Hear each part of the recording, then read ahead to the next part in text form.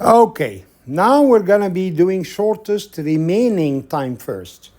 Shortest remaining time first, which is the primitive version of shortest job first. So this is the primitive version of it. Look at this. If that was shortest job first, if it was, as soon as P1 starts at time 0, it will continue all the way till time 8. So you tell me, but we have an arrival here, P2, which is much smaller, right? Well, too bad, so sad, there's nothing we can do. Done. Okay? The process P1 started, and there is nothing that can stop it if it is pure CPU bound process. So why? Because it's non-preemptive. Okay? So the solution of this is this algorithm, shortest remaining time first. Shortest remaining time first. So in shortest remaining time first, we work like shortest job first, but in a preemptive way. How? Look at this. At time 0, the only process you have is P1 with a burst of 8. So P1 will start from 0 all the way to 1. At time 1, there is something dramatic that happens. What is it? It's the arrival of a process with a much shorter burst. Okay, so now the new process will have the priority. Why? Because this is 4 and this is 7, not 8. 7, that's the remaining time. At time 0, it was 8. At time 1, you already processed 1 unit. So the remaining time here is 7. So you're comparing between 7 and 4. So the remaining time here equals 7. Then P2 starts with a burst of 4. When the process P2 starts at time 1 with 4, this means that it's the shortest that you have. Look, it's the shortest. No other process is bigger, smaller. So you will start this process all the way from 1 to 5 and P2 is done. At time 5, all of them are there. See? So now, P1 is done. You're comparing between 7, not 8. That's the remaining. 7, 9, and 5. Which one is shorter? 5. 5 is shorter. Right? So we're going to be starting P4 from 5 to 10, and P4 is done. At time 10, you need to choose between 7 and 9. It's very clear that P1 is now shorter, the remaining time, 7. So now you're going to be starting P1 from 10 to 17, and P1 is done. The last one that is remaining is P3 with a burst of 9. Here it is. Okay, so that's the explanation of the shortest remaining time first. Shortest remaining time first could cause starvation. It's the shortest remaining time first and the shortest job first. Both of them can cause what we call starvation. When does this happen? When the burst of the process is much bigger than any process that is coming. What is the solution again of the starvation? Aging. What does it mean? As the process remains in the ready queue without being executed for a long time, it will have the higher priority to be picked no matter what. Okay? Before we go for the round robin, let me solve another problem for the shortest remaining time first. All right. Here, Let me put another example.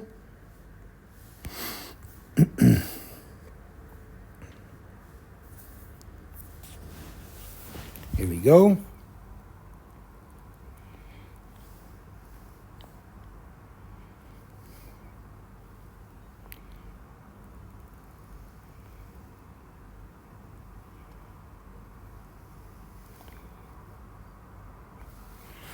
Okay, oh, that's too short anyhow.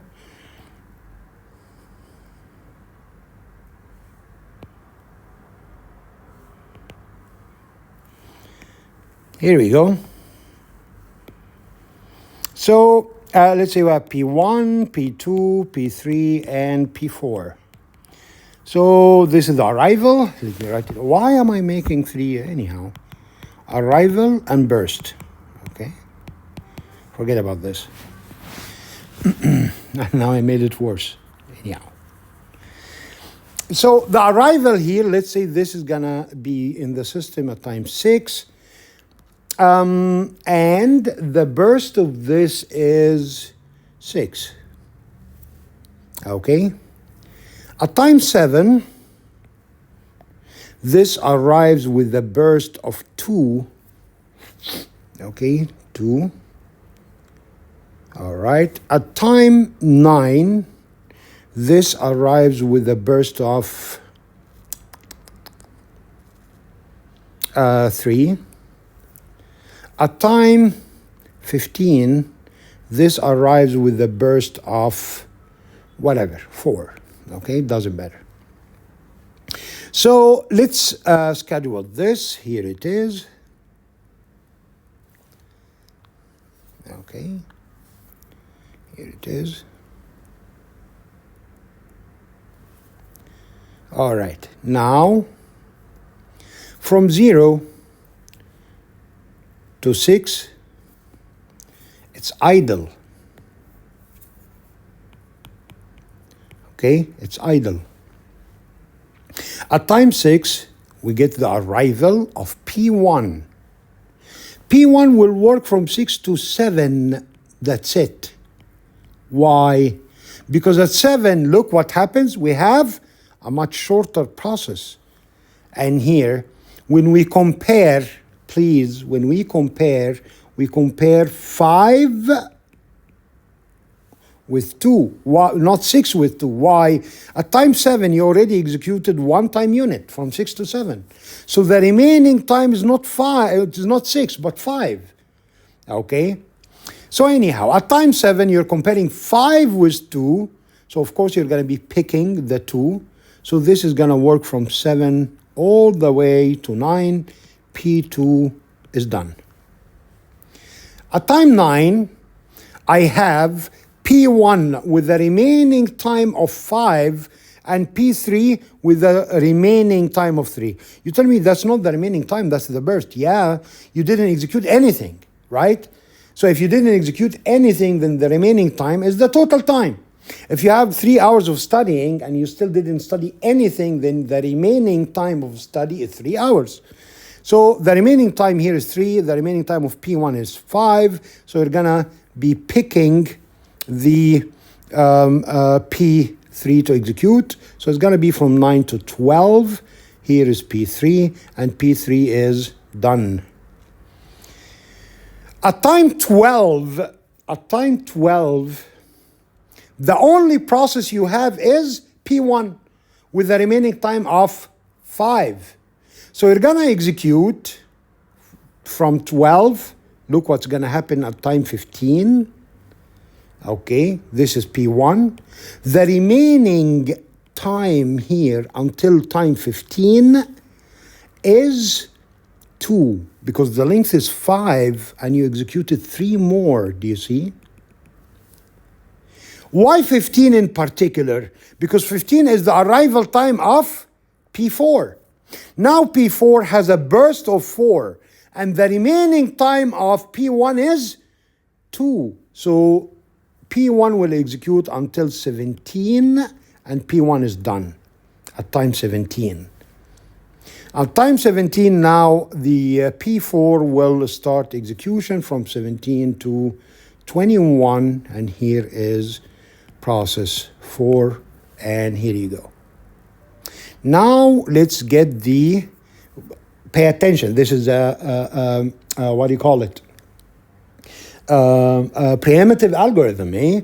So the waiting time of P1 and the response time of P1. Let's calculate both. What is the waiting time? Finish minus arrival minus burst. That would be the waiting time. When did P1 finish? Look at that. At time 17. Here it is, 17. When did it arrive? It arrived at time 6.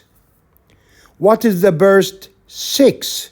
So the waiting time is 5. 17 minus 12, okay? Okay, that's P1, right? How about the response time of P1? That's the very first attention, the very first start. Well, look, P1 started here, right? And P1 started here. It has 2 starts. Which one will we pick? Of course, the very first one. So the start time, which is 6, minus the arrival time, which is also 6, that would be a 0. Look at that. They're different because it's preemptive. Okay? Simply, the real reason is because the process has started multiple times. So look at this as P2. Before I even solve it, I'm telling you, P2 will have the waiting time equal to the response time. How did I know? Because it started once and that's it. It didn't stop and start again. It was not stop. Okay, so the waiting time of P2, sorry, let me clean it, equals the finish time of P2, that's 12. Okay, the arrival time of P2, that's a 7. The burst of P2, that's a 2. I think I made a mistake. Where? Yeah, the finish time here is 9, not 12. Okay, 9. 9 minus 7 equal 2. How about the response time of P2? Let's see. Okay, so minus 2, that's a 0, I'm sorry. So the finish time is 9, here it is. The finish time is 9, okay. The arrival time is 7, and the burst is 2, okay, so that's a 0. Now, the start time is, look, when did P2 start? Time 7, here is 7, minus. The arrival time is 7 as well. Different equations will give you the same values. Why? You tell me this is preemptive. Yeah, but P2 started once.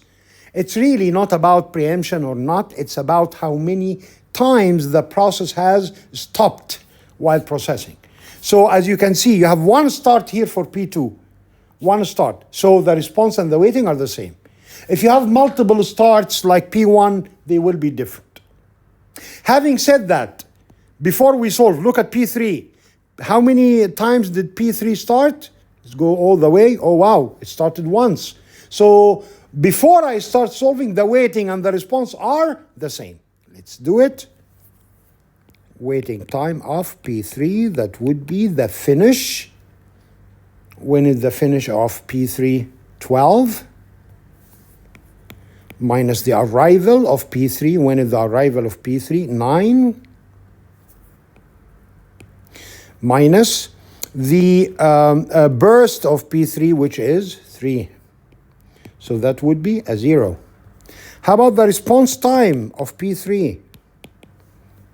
Let's see. When did it start P3? 9. When did it arrive? 9. So that would also be a 0. See, there's the same. How did I know? Because it started once. Okay, let's see. P1, we already did it. Let's see P4. How many times did P4 start? Just once. So the waiting and the response are the same. Let's see. So the waiting time of P4, the response time of P4. Now, the waiting time of P4, the finish, 21, minus the arrival. The arrival is 15, minus the burst, which is 4. So that would give you a 2. How about the response time? The beginning, the start time, 17. When did it arrive? 15. So the response is 2. See? Now you can get the average waiting and average response and the turnaround time from those values as I did before in the shortest job first.